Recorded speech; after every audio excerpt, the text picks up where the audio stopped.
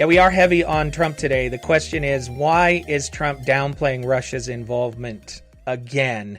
I'm not a conspiracy theorist, so I don't want to try and play, conspiracy theories about whether or not somebody has their thumb on President Trump or not.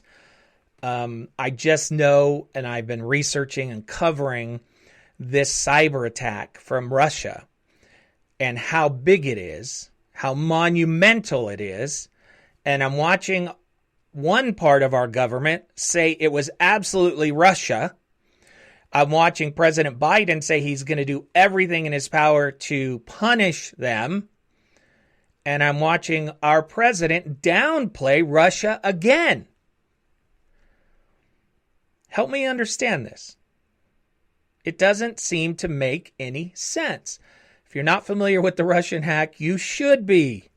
We're getting new information about what was known and when, and it was several months ago that U.S. officials who monitor for threats to critical infrastructure, when they first noticed suspicious activity. That's according to 3 sources speaking to CNN. That suspicious activity we now know was linked to what we're now reporting as one of the largest hacking operations in history. But at the time, they weren't able to tie what they were seeing to the software, which we know the hackers used to get inside. The activity that they saw was classified, and it did not provide conclusive evidence that the networks had been compromised. But it still did worry top cybersecurity officials that there were potential vulnerabilities. Then, fast forward to 10 days ago, the top cybersecurity firm FireEye revealed that it had been hacked. That was then followed several days later by the U.S. government, admitting it too had been targeted, and what we now know is the biggest breach it has ever seen. We are learning more every single day about what these hackers, who are believed to be connected to the Russian intelligence services, what they had access to. But given the sophistication, there is still so much that needs to be learned. What data was accessed? What was done with it? 18,000 customers use this software that the hackers rode into these networks on. It's from a company called SolarWinds. All those clients, including many in the U.S. government, all need to do a forensic analysis. That could take months or longer. We may never know the full extent of what the hackers did. Now, the U.S. Cyber Agency, which is called CISA, has also said in a statement that there were other methods that were used to get in, as well as techniques that have not yet been discovered. The scale and sophistication of this operation that has gone on since March and is still going on cannot be overstated. Yeah, the scale cannot be overstated. A couple of key things. They have been in our government system since March. Since freaking March. The Russians have been hanging around in our systems. And we don't know yet what information they have. We don't know what back doors they've installed. We don't even know how to get rid of them yet. Some of the key words that you are hearing are ongoing. That means they're still trying to figure it out. And this is frightening. And it doesn't just affect government. It affects also businesses who use this software as well. And that's something that Orion is bringing up. He says, I do computer networking for a living. I've used SolarWinds before. The word is that SolarWinds had their password set to SolarWinds 213. Oh, fantastic. That is fantastic. This is Tricia says, if Trump were to admit it happened on his watch, no matter how it happened or who was responsible, it would be a negative mark on him personally. That may be it, Tricia, but the problem is in every single case where Russia has been needed to be called out, Trump has downplayed or denied. In every single case. He will go after he will go after China at the drop of the hat. But the man will not go after Russia. He just won't. Now, how do we know that Russia is involved? I'm not in these computer systems. I'm not a network engineer like Ryan. Well, there's a couple of people who you might want to believe. There was a significant effort Mike to use Pompeo. a piece of third-party software to essentially embed code inside of U.S. government systems, and it now appears systems of private companies and governments across the world as well. This was a very significant effort, and I think it's the case that now we can say pretty clearly that it was the Russians that engaged in this activity. It was the Russians. He said we can say that pretty clearly. William Barr, who was on his way out, he actually was asked about this today as well. From the information I have, I agree with Secretary Pompeo's assessment. It certainly appears to be the Russians, but I'm not going to discuss it beyond that. So everyone in the intelligence community that I've seen or that we've heard from is saying that this was carried out by the Russians. What is President Trump saying? Well, this came from a tweet. The cyber attack is far greater in the fake news media than in actuality. I've been fully briefed and everything is well under control. Then he says, Russia, Russia, Russia is the priority chant when anything happens because lamestream is for mostly financial reasons. Petrified of ... Now, what I played for you is not the media reporting. What I played for you is those people in the know. And the media is simply reporting on what they're saying. The media didn't just decide that let's call this a Russian hack. That's what the president wants you to believe. But they called it a Russian hack because of Pompeo and Barr and the FBI and everyone in the intelligence agencies are saying this has all the hallmarks of a Russian hack. Yet Trump wants you to believe it's the mainstream media. And what does this tell you about how he treats the media? What does this tell you about how he treats you and what he expects you to believe? And once again, my friends, why is the president downplaying Russia again? What are your theories? Do you have any conspiracy theories? Is it Sasquatch? This is Marco Rubio, who we talked about in the last question. Marco Rubio says, increasingly clear that Russian intelligence conducted the gravest cyber intrusion in our history. The process of determining its extent and assessing the damage is underway. Remediation will take time and significant resources. Our response must be proportional but significant. The current president's response? Downplay. It's the priority chant when anything happens because of the lamestream media.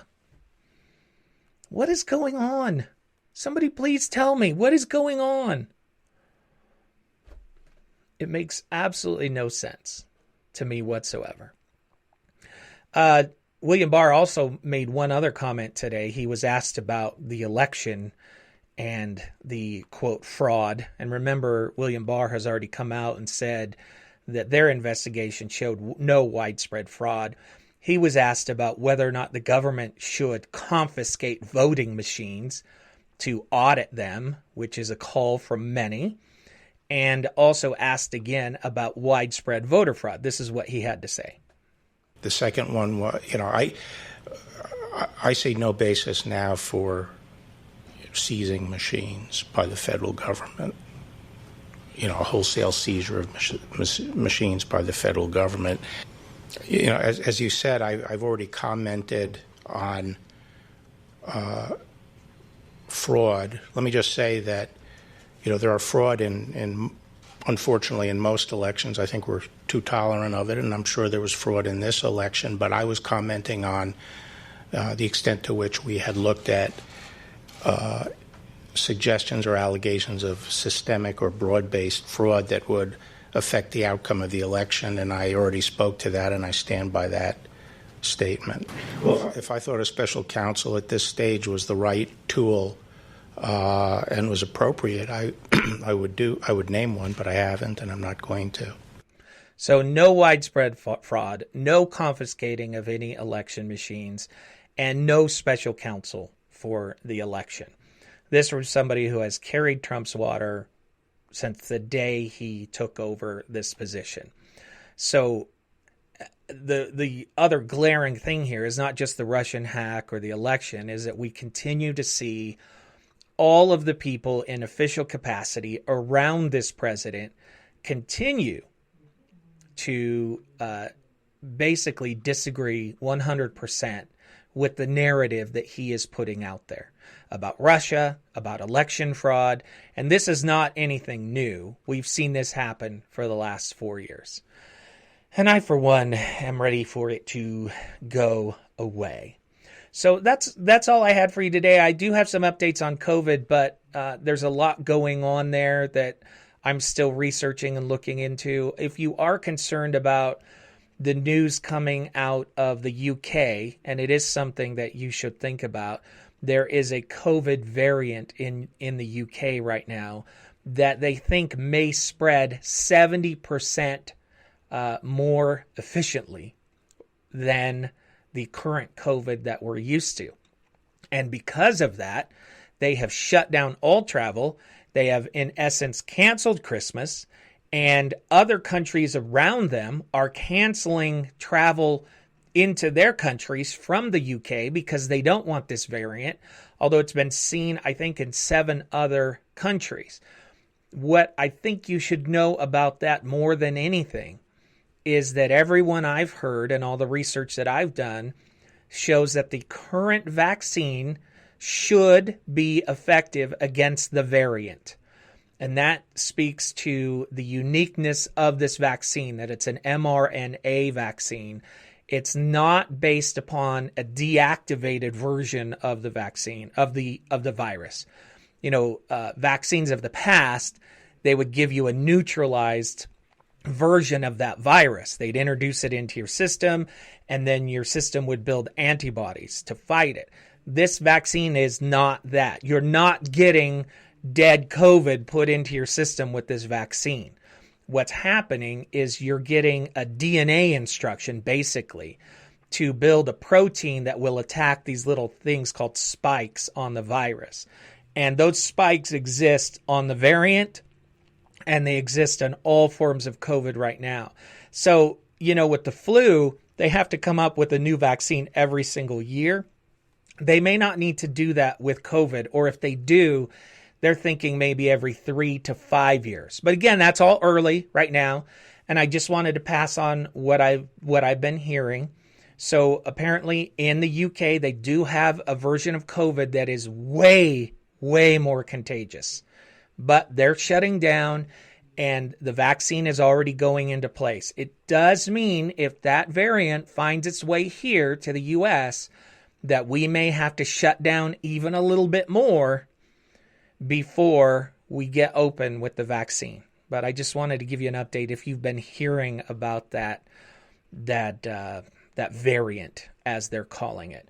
All right, that's what I had prepared for you today. Thank you so much for joining me. Again, please take a minute and scan the QR code on the screen and become a patron of this podcast. Make a one-time donation or make a monthly donation. You can also go to my website and see that I'm putting together these online training courses that I've been working on for a long time. You can find those at jmcfarland.com. I'm sure that I will bring you a podcast tomorrow, and then after that, probably take the rest of the week off for the holidays. It is my sincerest and most earnest intent to bring you a daily live podcast every weekday starting in January. So that's what I am preparing for, and I'm very excited for that, because when I am able to do these on a daily basis, the growth is tremendous, and I love getting your feedback when we're live. So that's what I have been working on. So with that, I hope you have a wonderful day. I hope that you stay safe and that I've been able to answer some questions for you, and I hope you have a wonderful day.